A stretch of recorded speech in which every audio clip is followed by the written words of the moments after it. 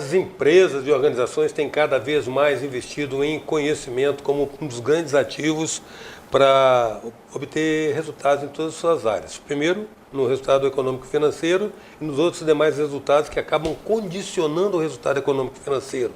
Ambiência empresarial, ambiência interna, cultura organizacional. Cada vez mais as empresas estão descobrindo que investir nessa capacitação é de fato um investimento e não uma despesa.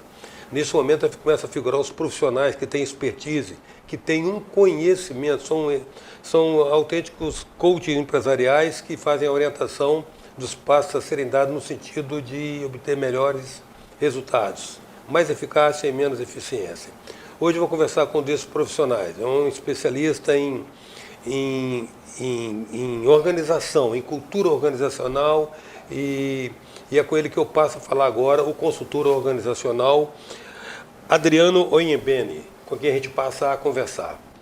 Adriano, eu acho que você, de uma certa maneira, endossa, porque é o que você pratica, né? Na sua consultoria, que você está aportando conhecimento de maneira que a empresa melhore a possibilidade de desempenho dela, né?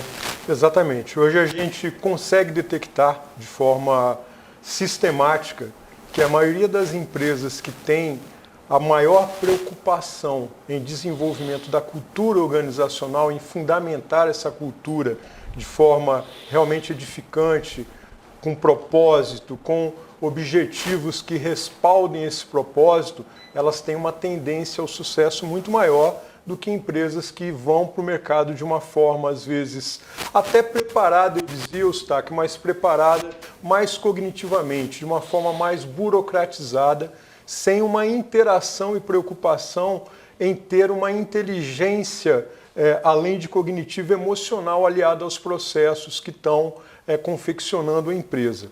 Segue os modelitos, depois descobre que não produziu, não teve o resultado simplesmente seguindo o modismo, digamos assim. O planejamento estratégico é uma coisa que toda empresa tem, mas que poucas conseguem realmente efetivar de uma forma a trazer resultados sólidos, né? E em alguns momentos é comum a gente conhecer empresas onde elas falam que tem o planejamento estratégico, mas quando você entra a fundo, você percebe que esse planejamento ele foi mais um instrumento burocrático do que um instrumento de trazer eficiência, de buscar meios de realmente as coisas acontecerem de forma significativa e com resultado, e também de alcançar eficácia, um resultado final. Então, o que a gente vê é que as empresas elas se preocupam em instrumentalizar, mas essa instrumentalização ela fica muito burocrática. Ela muitas vezes fica apenas no corpo estratégico, ela acaba não passando esses valores, essa missão, esse propósito que a empresa tem. Hierarquia abaixo. Isso acaba tendo pensamentos individualizados dentro de uma mesma corporação. Eu costumo dizer que a cultura acontece de qualquer forma, se ela sendo instrumentalizada por uma sociedade, por um dono, ou não, ela vai acontecer, porque a cultura nada mais é do que as relações, as comunicações, tudo aquilo que está rodeado a empresa no seu ambiente geográfico e até fora, porque a cultura ela ultrapassa a geografia da empresa. A gente constata muitas vezes pelo comportamento de uma pessoa que está representando a empresa, quais são os valores que ela tem. Então, quando esses fundamentos estão bem solidificados e divulgados dentro da empresa, e eles inspiram as pessoas que ali precisam estar comprometidas com o resultado, aí eu digo que a cultura realmente aconteceu. A cultura acaba sendo aquilo que os funcionários fazem quando os chefes não estão olhando. Então, ela estando bem instrumentalizada, ela tendo uma metodologia para que ela siga o rito que a empresa está se predispondo a fazer no mercado, ela vai ter sim um conceito sólido e vai trazer prosperidade e felicidade.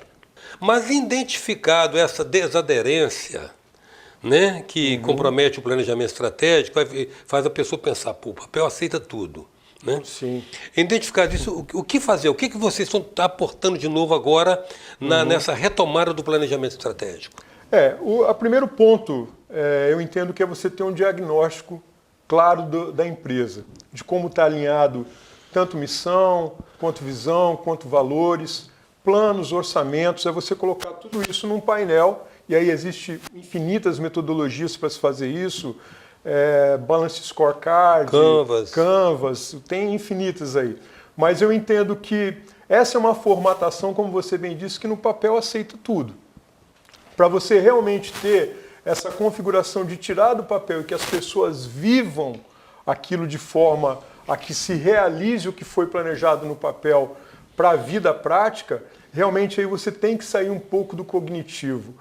Eu diria, Eustáquio, que hoje... Quando você fala cognitivo, você fala o quê? O racional, né? Exatamente. O formal, o teórico. Exatamente. O teórico, o que leva à praticidade, vamos dizer assim, do que o cérebro esquerdo faz. Sim. Que é mais a parte analítica. Sim. Né? Quando a gente fala da parte criativa, da parte de você trazer realmente inovação, trazer processos que agreguem, aí eu entendo que a cultura organizacional e esse processo de planejamento, o principal papel dele, e que às vezes é muito pouco percebido, é trazer o pertencimento com todo esse planejamento.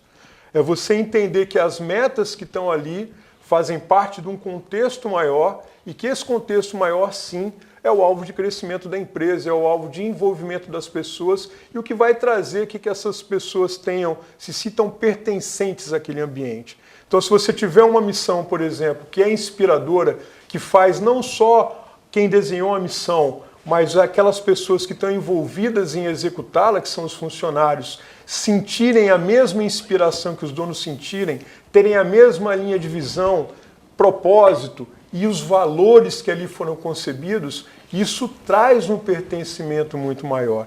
A presença hoje é do consultor organizacional Adriano Oimbeni. Voltamos já.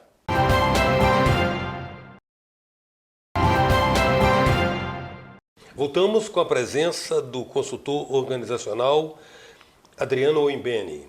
Vocês construíram uma ferramenta muito específica, onde vocês trabalham muito essa, digamos assim, essa identificação do perfil do colaborador da empresa, talvez visando aquele negócio do right man, right place, né? Adequar melhor as aptidões da pessoa às demandas da empresa. Exatamente. Como é que vocês montaram isso? Isso. É o que você falou, a essência são pessoas certas nos lugares certos, né? Right man, right place.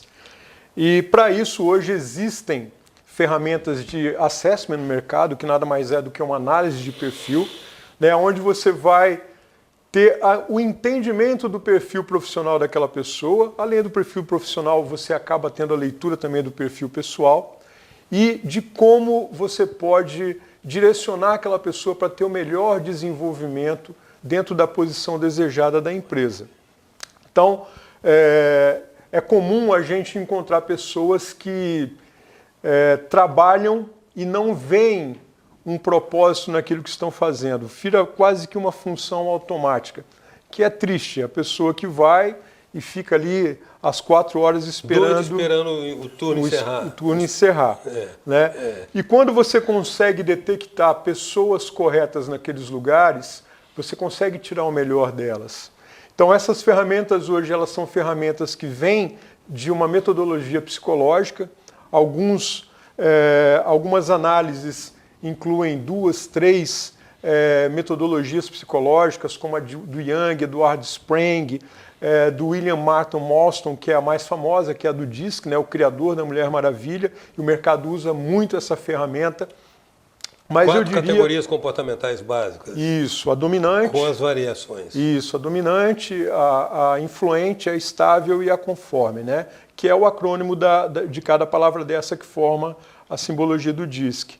Mas o mais importante, Eustáquio, é a leitura dessa ferramenta não como uma forma de selecionar ou estigmatizar o funcionário. Mas de adequar, né? Exatamente, de você entender aquele perfil, entender que tipo de demanda ele pode ter o mais alto desempenho e potencializar aquilo, para que realmente seja um benefício para a empresa e para o próprio funcionário, porque hoje empresas que têm uma cultura de felicidade, de prosperidade, têm resultados mais sólidos. E passa muito por isso, das pessoas certas nos lugares certos, a empresa conseguindo tirar daquele funcionário, através dessas ferramentas, o melhor do perfil dele, para ser utilizado para que realmente ela tenha desempenho na função, colaborando com o desempenho total da empresa.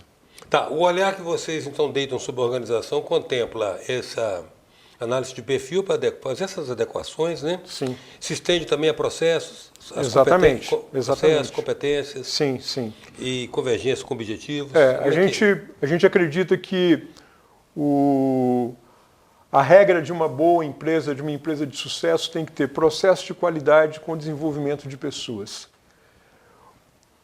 O Peter Drucker já dizia que a cultura, ela devora a estratégia no café da manhã. Então, você pode ter planos... A melhor estratégia. Exatamente, planos estratégicos extremamente bem elaborados. Irretocáveis, mas se você não tiver pessoas que estejam realmente desenvolvidas e com aptidões e pertencimentos, a probabilidade de execução desses planos que foram muito bem planejados vai ser muito pequena. Então, hoje a gente realmente entende que são processos interdependentes, na realidade sempre foram, mas com o advento principalmente da inteligência emocional e você trazendo isso para o mundo corporativo, isso cria um ambiente muito mais apropriado para desenvolver essas competências, porque aí você traz realmente ferramentas que têm uma ampla possibilidade de resultados. E a gente acredita muito nisso. Então, a gente se coloca no mercado, inclusive, como uma empresa de consultoria com metodologias de coaching. Porque nós vamos trazer toda a essência da inteligência emocional, da psicologia positiva, da análise de perfil, para fundamentar o que sempre foi feito de maneira cognitiva. E aí sim, dando realmente um embasamento emocional, e quando eu falo emocional, o Simon Sinek, que é um ator, um escritor que eu gosto muito, ele fala que o emocional ele é biológico. Por quê? Porque ele associa, ele criou uma metáfora de um círculo dourado, onde dentro desse círculo, no núcleo, existe o porquê e fora o quê. O que é o que as empresas fazem, né? Geralmente o produto, e o porquê, fundamentalmente, o propósito. Né? E ele alinha isso, Eustáquio, justamente com duas partes do cérebro, sendo o neocórtex, a parte mais nova do desenvolvimento cerebral, associado com o quê? Que é o puramente racional, e a parte mais interior do cérebro, o sistema límbico associado com o porquê. E a gente sabe que as decisões elas são muito mais emocionais do que racionais.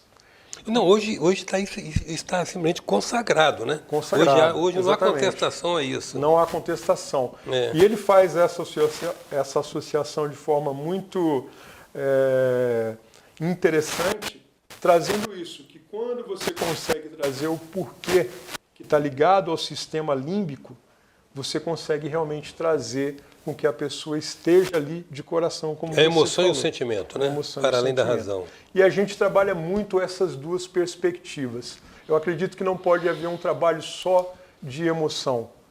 O planejamento estratégico ele sempre vai ser cognitivo, ele sempre vai exigir a racionalidade, a empiricidade naquele processo. Mas quando você consegue aliar ao que a gente tem de melhor dentro da gente, a nossa capacidade de realização, aí sim você potencializa isso para que aconteça realmente de uma forma exitosa. Você tem visto, nos seus contatos aqui no Espírito Santo, você tem percebido uma propensão do nosso empresariado a absorver esses conceitos que são, de uma certa maneira, inovadores? Eu vejo isso muito no efeito cascata, grandes empresas, um princípio industrial que vem evoluindo assim como foi a racionalidade do planejamento estratégico. Aconteceu em empresas onde a corporatividade era maior, a organização era maior e exigia que se desse um tratamento organizacional maior, mas isso foram práticas que surgiram trazendo muitos ganhos e que foram sendo apropriadas depois pelo restante do mercado. Exatamente. E eu vejo esse mesmo movimento acontecendo nesse sentido. Quero agradecer, Adriano, muito sua presença. Eu que agradeço, foi uma honra. Você sabe da minha admiração por você, pelo seu programa. Eu que agradeço a gentileza de você estar aqui compartilhando conosco esse ensinamento. Sempre que quiser, estamos à disposição. A presença hoje foi do consultor de empresas Adriano Oimbeni.